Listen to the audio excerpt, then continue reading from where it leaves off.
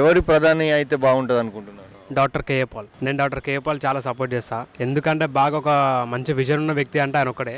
అంటే ప్రతి ఒక్కరు రాజకీయాలు చేస్తాడు, కానీ కేఏ పాల్ లాగా అంటే ప్రజల నుంచి ఆలోచించే వ్యక్తి మనకు కావాలి. అతన్ని నాయకుడిగా చేయాలి మనం. ప్రతి ఒక్కరు దోచుకుంటారు, దాచుకుంటారు.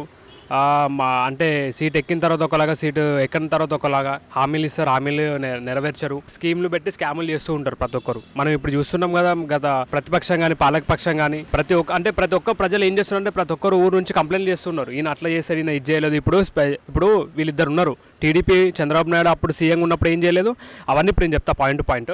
వైఎస్ జగన్ ఉన్నప్పుడు ఏం చేయలేదు, స్పెషల్ స్టేటస్ చేయలేదు. రాజకీయం కూడా ఇంతవరకు 3 అన్నారు 1 అన్నారు, అది కాలేదు. ఇంకోటి పోలవరం అది కూడా చేయలేదు. ఇంకోటి మన పేద ప్రజలకు వచ్చే స్కీమ్స్ కొన్ని మహిళలకు కానీ పిల్లలకు కానీ అవి కూడా చాలా వరకు ఎవరికి అందలేదు. ఇల్లుల పైన కూడా ఏదో స్కీమ్ పెట్టారు కదా, అంటే ఇల్లులు ఇస్తున్నాం దానికి ఇట్లా ఫ్రీ అప్పట్లో స్టార్టింగ్ వచ్చినప్పుడు, అది కూడా ఎవరికి అందలేదు. ఇట్లా చెప్పుకుంటూ పోతే ఇట్లా ఎన్నో ఉన్నాయి. ఇప్పుడు మనకి ఏం కావాలి? ఇప్పుడు ప్రజల ఆంధ్రప్రదేశ్లో ఇప్పుడైతే కేఏ పాల్ పేరు అయితే వినబడడం లేదు. కేఏ పాల్ అంటే ఒక ప్రజలలో ఏమైందంటే ఆయన ఒక జోకరు, నవ్విచ్చి వెళ్ళిపోతాడు. ఆయనకు ఒక రాజకీయ అవగాహన లేదు. ఏమంటే నేను రాజకీయ అక్కడి నుంచి పెట్టుబడులు తీసుకొస్తా, నేను ఒక పెద్ద స్పోక్ పర్సన్ను, అవే మాటలు తప్పించి ఆయనకు ఒక రాజకీయ అవగాహన లేదంటున్నారు. మీరేమంటారు? ఇప్పుడు చాలామంది ఏం చేస్తారంటే, ఒకప్పుడు దేశాన్ని సాధించిన వ్యక్తి ఆయన 40 యుద్ధాలు చేశాడు, ఏ అపాయింట్మెంట్ లేకుండా ప్రధానంగా కలిసేవాడు. అతనికి రాజకీయం గురించి తెలియదు. జస్ట్ ఆయన ఏంటంటే ఏది యేసు ప్రభు దేవుని గురించి మాట్లాడడానికి అర్హత, అంతే. మీరు చెప్పింది కరెక్ట్. చాలా వరకు ఆయన క్రిస్టియన్ పాస్టర్ కాబట్టి, ఒకప్పుడు గ్లోబల్ పీస్ అంబాసిడర్ కాబట్టి ఆయన అందరి ఆ కోణంలో చూస్తున్నారు. కానీ ఇప్పుడు ప్రజలకి ఎటువంటి నాయకత్వం కావాలి, ప్రజలకి ఏం కావాలి, వాళ్ళు పైకి రావాలి అంటే ప్రతి ఒక్కరి ఓటు హక్కున్న ప్రతి ఒక్కరి గురించి ఆలోచించాలంటే, ప్రతి ఒక్కరు న్యాయం చేయాలంటే ఎటువంటి వాళ్ళు కావాలి. ఇప్పుడు ఏంటంటే చాలామంది, ఇప్పుడు భారతదేశం అంటే హిందుత్వం దేశం. సో క్రిస్టియన్స్ ముస్లిమ్స్ని ఎంఐఎం కానీ ఇట్లా మన ప్రజాశాంతి పార్టీని కానీ పైకి రానివ్వరు, పైకి రాలేరు కూడా. ఇప్పుడు మనం ఏం చేయాలంటే, రాజకీయంగా అవగాహన లేదంటున్నారు, కానీ ఆయన ఇప్పటికీ ప్రధాని మోడీ నుంచి, అమిత్ షా నుంచి ప్రతి ఒక్కరు ఆయన గురించి ఆయన సలహాలు తీసుకొని మాయావతి కానీ ఏమంటున్నారంటే, మిగతా వారు ఏమంటున్నారు అంటే ఆయన ఏదో రాజకీయంగా ఎందుకు పిలుస్తారు అంటే, ఆయనకు రాజకీయం మీద ఆయనకు సలహాలు తీసుకొని కాదు, ఆయనను పిలిస్తే ఆయన ఓట్లు వస్తాయి, ఆయన తరపు నుంచి ఓట్లు వస్తాయి తప్పించి ఆయన నుంచి రాజకీయ సలహాలు తీసుకునే అంత పెద్ద వ్యక్తి ఏం కాదని అంటున్నారు. ఇప్పుడు రాజకీయ సలహాలు తీసుకోదన్నారు కదా, వైజాగ్లో స్టీల్ ప్లాంట్ ఉంది. స్టీల్ ప్లాంట్ కొన్ని ఎకరాలలో ఉంది. దాన్ని నమ్ముకొని 30,000 పైగా కార్మికులు దానిలో పనిచేస్తున్నారు.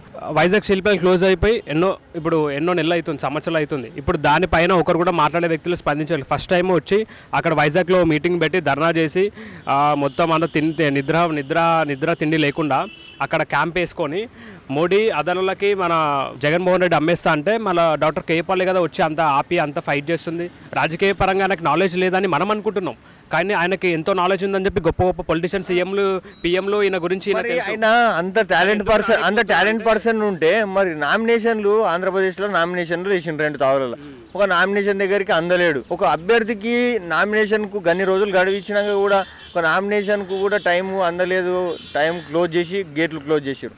ఒకదానికి టైం అందింది, కానీ ఓట్ల రూపంలో ఆయన కనీసం 1000 ఓట్లు కూడా రాలేవు. ఒక మామూలు క్యాండిడేట్ నిలబడితే కూడా మినిమం 1000 ఓట్లు వస్తాయి. ఇప్పుడు ఆయనకి ఎందుకు ఓట్లు రావట్లేదు అంటే, ప్రతి ఒక్కరు పార్టీలోకి వస్తున్నారంటే జాయిన్ అయ్యేటప్పుడు డబ్బు కావాలి, డబ్బు ఇంత ఇస్తే ఇంత వస్తాయి. ఇప్పుడు జేడీ లక్ష్మీనారాయణ ఐఏఎస్ ఆఫీసర్, ఒకప్పుడు 2014లో జగన్మోహన్ రెడ్డి 40 crores 4 crores ఏదో సంథింగ్ అది బయటపడ్డది. అప్పుడు జైలుకి పోయాడు కదా, అదంతా చేసింది, అదంతా అయ్యింది. అప్పుడు సిబిఐ ఆఫీసర్, అప్పుడు ఐఏఎస్ ఆఫీసర్ ఈయన కూడా మన పార్టీలోకి జాయిన్ అయ్యాడు కదా. పెద్ద పెద్ద ఐఏఎస్లు ఆఫీసర్లు నార్త్ ఇండియా నుంచి మన మమత అంటే పెద్ద పెద్ద వ్యక్తులు కూడా ఎంతో మంది జాయిన్ అయ్యారు కదా. ఏ పార్టీలో జాయిన్ అయ్యారు?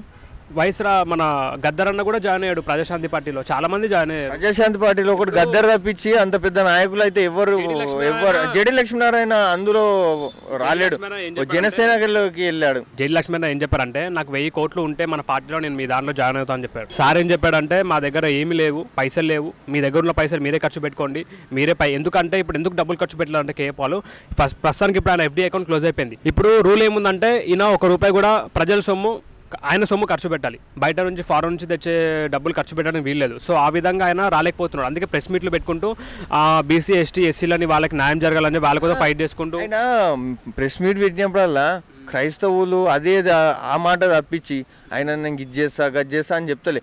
అది ఆయన అసలు మెదక్ అనేది మెదక్లో నేను అది చేసినా ఇది చేసినా అంటాడు, కానీ మెదక్లో ఆట చేసింది ఏం లేదు. గిన్ని చేసినా, గిన్ని హాస్టల్ నడిపిస్తున్నా, గిది కాలేజీలు నడిపిస్తున్నా అని ఆయన బయట చెప్పుకుంటుండు, కానీ ఆయన ఏం చేయలేడు. మరి మెదక్ అయితే చేతలు అయితే నాకైతే ఎక్కడన్నా కనిపించలేదు. చారిటీలు ఉన్నాయి, కొన్ని చోట్ల చారిటీలు అన్నీ మూసుకుపోయాయి, బిల్డింగ్స్ అట్లనే ఉన్నాయి, స్థలాలు అలాగే ఉన్నాయి, కానీ ఒక్క మనిషి లేడు దాంట్లో. చారిటీలన్నీ క్లోజ్ అయిపోయి ఇప్పుడు ఒక్కన్న చారిటీ లేదంటే ఇథియోపియాలో వేరే దేశాలు ఉన్నాయి. మన ఇండియాలో ఎక్కడ, మన హైదరాబాద్లో ఎక్కడ, మన తెలంగాణలో ఎక్కడ ఉందంటే సంగారెడ్డిలో 1200 ఎకరాల్లో ఇప్పుడు కూడా చారిటీ నడుస్తుంది. అక్కడ అనాథులను వితంతులను ఇప్పుడు కూడా దాంట్లో జాయిన్ చేపించి దాంట్లో అన్ని ఫుడ్ అన్ని పెడుతుంది. ఇప్పుడు మన పార్టీ ఎందుకు పైకి రావట్లేదు? డబ్బు ఖర్చు పెట్టాలి. ఇప్పుడు పార్టీ అంటే ఏం పెట్టాలి? డబ్బు ఖర్చు పెట్టాలి, మీటింగ్లు పెట్టాలి, బ్యానర్లు కట్టాలి, ర్యాలీలు చేయాలి. ఇవన్నీ చేయదు మన పార్టీ. ఇప్పుడు మన పార్టీ ఉన్నట్టు కూడా ఎవరు తెలియదు సరిగా.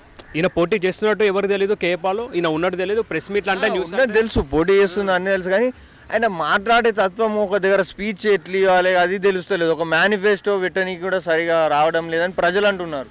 ఆయన పెట్టిన మేనిఫెస్టో జగన్మోహన్ రెడ్డికి ఈక్వల్గా ఉంటుంది. జగన్మోహన్ రెడ్డి కంటే ఇంకా సూపర్ ఉంటుంది. దాంట్లో ఏమని పెట్టాలి సార్ మేనిఫెస్టోలో? నన్ను ఒకవేళ గెలిపిస్తే, మీరు దయచేసి నన్ను గుర్తించి గెలిపిస్తే ఫ్రీ ఎడ్యుకేషన్, ఫ్రీ వైద్యం, ఫ్రీ అన్ని ఫ్రీ ఇస్తా అని చెప్పారు. మరి ఇవన్నీ చెప్తే మరి అభ్యర్థులు ఇప్పుడు ఉన్నారు. జనసేన పార్టీ పెట్టిండు, ఫస్ట్కు అందులో ఎవరు జాయిన్ కాలేరు. ఇప్పుడు జనసేన పార్టీలోకి జాయిన్ అవుతారు. అప్పుడే జనసేన పార్టీ పెట్టినప్పుడే కేపాల్ కూడా పార్టీ పెట్టిండు. మరి ఎందుకు కేపాల్ పార్టీలో జాయిన్ అవుతలేరు ప్రజలు? ఎందుకు జాయిన్ అవ్వాలి? తెలంగాణ నుంచి, మన తెలంగాణ ఆంధ్ర నుంచి 30,000 లక్షలు పైగా జాయిన్ అయ్యారు. ఇప్పుడు క్యాండిడేట్లు ఉంటారు కదా, ఎమ్మెల్యే క్యాండిడేట్లు, ఒక్కరన్నా ఒక గుర్తింపు పొందిన నాయకుని పేరు. గుర్తింపు పొందిన నాయకులు అంటే ఉన్నారు.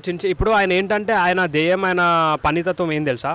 గొప్ప వాళ్ళకి, ఉన్నోళ్ళకి, వచ్చిన వాళ్ళకి ఆహ్వానిస్తున్నాడు, కానీ రావట్లేదు పార్టీలోకి. నేను చూసి ఎవరు రావట్లేదు. ఆయన ఇప్పుడు ఏం డిసైడ్ చేసుకుంటే బీసీ ఎస్సీ నుంచి ముఖ్యమంత్రి లేదు, దళితుల నుంచి ముఖ్యమంత్రి కానీ ఎమ్మెల్యే ఎంపీలు కానీ ఎవరు లేరు ఇంతవరకు. సో వాళ్ళకి సీట్లు ఇచ్చి వాళ్ళని ఆహ్వానించి వాళ్ళలో ఉన్న ఒక టాలెంట్ని, ఉద్యమకాలు అంటే ప్రతి ఒక్కరిని లేపుతున్నాడు, వాళ్ళకి ఛాన్స్ ఇస్తున్నాడు. మనం అట్లాంటి పార్టీ ప్రజాశాంతి పార్టీ. ఏమంటారు అంటే ప్రజలు ఒక 5 సంవత్సరాలకు ఒకసారి ఫన్నీ కామెడీ చూస్తున్నాం కేఏపాల్ నుంచి, ఇది ఒకటి మంచి దొరుకుతుంది అని అంటున్నారు. ఇప్పుడు డాక్టర్ కేఏపాల్ గారు ఎట్లా అంటే ఆయన లాంటి వ్యక్తిత్వం గల వ్యక్తి ఏ రాజకీయ నాయకుల్లో మనం చూస్తుంటాం. ఎందుకంటే ఆయన డౌన్ టు ఎర్త్. ఆయన చిన్నపిల్లలతో కానీ నేను ఇంత స్థాయి నుంచి వచ్చాను, నేను ఇట్లాంటి వాడిని అని చూపించుకోవడం. అతను ఆయన ఎలా ఉండాలో అలా ఉన్నాడు. ఒక చిన్నపిల్లల క్యారెక్టర్ కానీ, చిన్నపిల్లలు దేవుడితో సమానం అంటారు. అట్లాంటి ఆయన పట్టుకొని కావాలనే ట్రోల్ చేసుకుంటూ ఇప్పుడు చాలా మంది మీడియా వాళ్ళే, మన మీడియాలో తొక్కేశారు, మన తెలుగు వాళ్ళే మన మీడియా వాళ్ళే తొక్కేశారు. అలా కామెడీగా చూపించి ఆయన పెద్ద వ్యక్తి కదా, ట్రోల్ చేస్తే వైరల్ అవుతుంది, వాళ్ళకి ఎంతో డబ్బులు, ఫాలోవర్స్ అవి వస్తారు. దాని ప్రకారం ఒకప్పటి నుంచి ఇట్లా నడుచుకుంటూ అది ఏమైందంటే మొత్తం కామెడీగా అయిపోయి కేఏపాల్ని కొంచెం కింది స్థాయికి వచ్చాడంటే,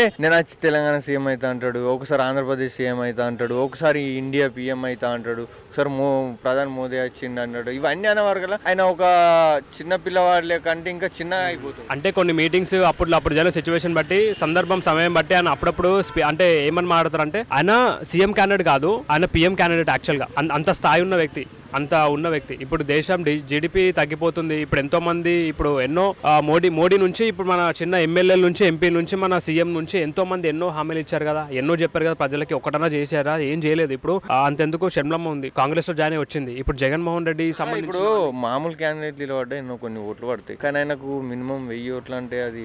మీరు ఒక టీవీ నైన్ ఒక ఛానల్ ఉంది, యూట్యూబ్ ఛానల్, అందులోకి వెళ్తే ప్రతి ఒక్కరు ఇప్పుడు అసెంబ్లీ లైవ్ వచ్చినా, ఏ లైవ్ వచ్చినా కూడా ఆ లైవ్ ఎందుకు ఇస్తున్నారు, దేని గురించి లైవ్ అని చెప్పి వాళ్ళు డిస్క్రిప్షన్ లో, టైటిల్లోనే పెడతారు. అదే కేఏపాల్ ప్రెస్ మీట్ అప్పుడు ఏదైనా లైవ్ ఇస్తే ఏమంటారు sir, just KA Paul press meet అని పెడతారని ఆయన తొక్కేస్తున్నారు. అబ్బా, ఆయన పైకి రానివ్వట్లేదు.